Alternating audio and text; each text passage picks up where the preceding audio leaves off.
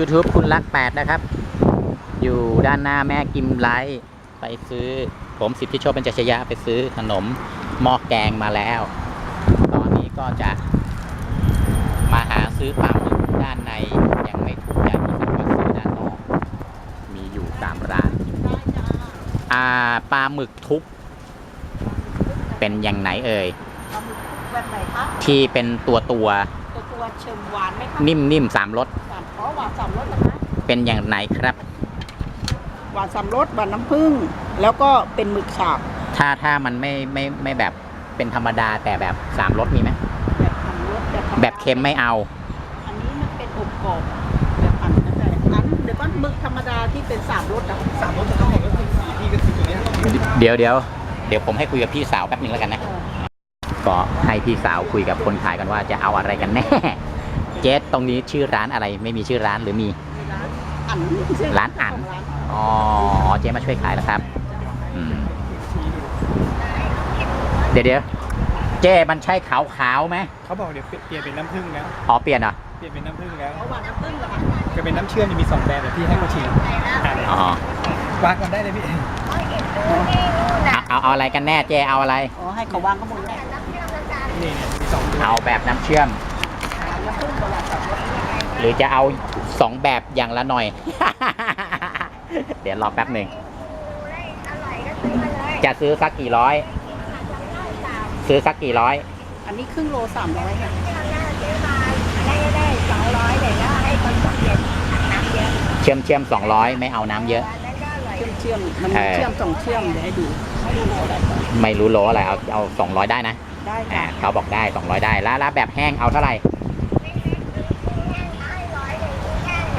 กุ้งแห้งมีไหมที่ร้านมีจ้ะเป็นกุ้งเนื้อกุ้งแห้งตำน้ำพริก100เอากุ้งแห้งมาก่อนเลยไม่มีก้างเอาแบบไม่มีก้างเยอะนะไม่มีเปลือกไม่มีเปลือกเอาเนื้อนะได้โอเคแถวนี้ก่อนนะแล้วอีกอันนึงปลาหมึกแห้งเอาเท่าไหร่อ่ะมันจะสีขาวอ่ะใช่ป่ะเนี่ยอันนี้ก็ผมกำลังคุยกับพี่สาวอยู่ว่าจะเอาอะไรนะครับเขาฝากซื้อฮะไม่ปลาไม่แข็งนะมีปลาแบบว่าที่มันเป็น3รสแบบปลา3รสไม่มีงาไม่แข็งมีไหมปลาหวานใช่ไหมไม่ใช่เป็นเหมือนปลาลักษณะปลาตัวเล็กๆอะไรไม่มีมั้งร้านนี้มันคล้ายๆปลาเงี้ยแต่ไม่เอางามีไหมมันมีอย่างนี้ค่ะเอาปลาเท่าไหร่อันนี้ยังไม่ได้ทอดเอาปลาเท่าไหร่มันจะทอดแล้วนะที่มันเป็นหวานเค็มๆนะ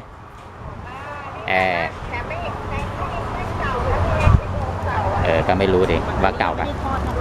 ก็ดิคุยกันมีให้ชิมไหมตัวไหนคะปลาตัวนี้มีค่ะไม่มีงามีไหมไม่มีงามีปลาเกล็ดขาวหรอเจ๊ถ้ามันเค็มๆไม่หวานได้ปะมันเป็นปลาเกล็ดขาวต้องออกหวานๆหน่อยเดี๋ยวผมจะเลือกของแล้วสรุปเอาปลาเท่าไหร่ถ้ามีปลา100ปลาหมึก2อย่าง300ใช่ไหมเอาอย่างหวานเยอะหน่อยนะอย่างหวานเยอะหน่อยอย่างหวาน200ฮะอย่างหวานอ่ะที่เป็นเชื่อม200อันนั้นแค่นี้ก่อนนะสวัสดีครับก็เดี๋ยวช่อง YouTube คุณรัก8ปลาจะชิมตัวไหนชิมปลาตัวไหนอันนี้ที่ไหนนะชิมไหนชิมสองอย่างนี้ก่อนอันนี้คืออะไรนะหวานน้ำผึ้งหวาน3รสหวาน3รสตัวนี้หวานน้ำผึ้งค่ะอันนี้หวานน้ำผึ้งจ้ะแยกเลยหวานน้ำผึ้งครับตัวไหนอร่อยครับถ้าเป็นใจผมนะผมจะชอบอันนี้นะแต่พอหวานอันเดียวแล้วหวานน้ำ3รสหวาน3รสใช่น่าจะอันนี้มากกว่าที่เขาจะเอาหวานน้ำผึ้งแต่ว่าไม่เอาน้ำเชื่อมเยอะน้ำผึ้งเยอะนะเอา200ตักมาเลยอันนี้อะไรนะอันนี้อะไรเนี่ยอันนั้นหมึกฉาบ3รสค่ะชิมเลยนะชิมได้หมึกฉาบ3รสนะครับ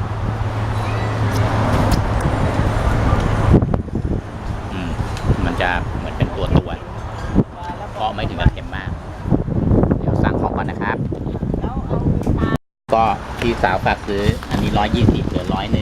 นะครับกุ้งแห้งแล้วก็ซื้อ อันนี้เขามีชื่อว่าอะไรเอ่ย ปลาเก็ดขาวค่ะ ปลาเก็ดขาวซื้อ100และอันนี้ปลาหมึก เขาเรียกหมึกสามรส หมึก3 รสอันนี้แหละอบน้ำผึ้งอะไรใส่น้ำผึ้ง บางคนเขาก็เรียกเป็นหมึกอบน้ำผึ้ง หมึกอบน้ำผึ้งอ๋อครับ แล้วก็ไอ้ที่ขาวๆนี่เรียกว่า ยองเกาหลียองขาว หยองเกาหลีหยองขาว มันฟอกขาวหรือเปล่าครับ เปล่าครับมันเป็น มีอันตรายอะไรไหมครับ ไม่มีครับ สบายใจได้นะครับ ไม่ใช่ได้ครับ เคี้ยวง่าย ยังง่าย ไม่เหนียวเนึงไม่เหนียว คนแก่กินได้ หมึกตัวใหญ่หนึ่งคำโบ น้องๆช่วยเพิ่มวอลลุ่มเสียงดังหน่อย เดี๋ยวไม่ได้ยิน มันใช้หมึกตัวใหญ่ ปกติเป็นคนเสียงเบาใช่ไหม ครับ เออ มันใช้หมึกตัวใหญ่ครับ ใช้หมึกตัวใหญ่ ครับ ก็ผมมาอยู่ที่หน้าร้านกิมไลท์นะครับ ข้างถนนเพชรเกษมที่นี่ตำบลอำเภออะไรครับ อำเภอท่ายางครับ ครับ จังหวัดเพชรบุรี ตำบลท่ายาง ตำบลท่าเขาเรียกตำบลท่าคอยอำเภอท่ายาง ตำบลท่าคอย ใช่ ครับ ก็ถ้าเกิดว่าขึ้นมาจากทางใต้นี่ก็อยู่ทางซ้ายเลยนะแม่กิมไลท์เขามีชื่อเสียงโด่งดังขนมหม้อแกงเขาอร่อยลำหนึ่งอยู่แล้วนะเขาสุดยอดอยู่แล้วก็นี่ผมก็มาซื้อของถ้าคนอยากจะมาอุดหนุนร้านน้องติดต่อมาได้ที่ไหนครับ อ๋อก็ร้านตั้งอยู่ที่ร้านแม่กิมไลท์ครับอยู่ติดแม่กิมไลท์คอฟฟี่ค เอา รับ เป็นว่ามาเที่ยวที่นี่ได้เลย ครับ ขอบใจมากครับ ครับ พามาเที่ยวนะครับ ช่องคุณลัก8ช่องพี่สาวเนี่ยแหละผมทำให้ มาซื้อของไปฝากเขาครับ โอเค อย่าลืมกดติดตามและแชร์ด้วยนะครับ เดี๋ยวพาดูหลังร้าน นี่มาตากตรงนี้ด้วยเหรอครับ ทำตรงนี้เลยนะ ช่วงพักเบรกโอ้โหซีนตรงนี้เลยนะ อุตสาหกรรมพึ่งตนเอง ประเภทแบบประหยัดเงินค่าลูกน้องหรือเปล่า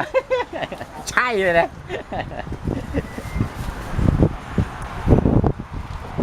ก็เขาจะมีจุดให้ชิมได้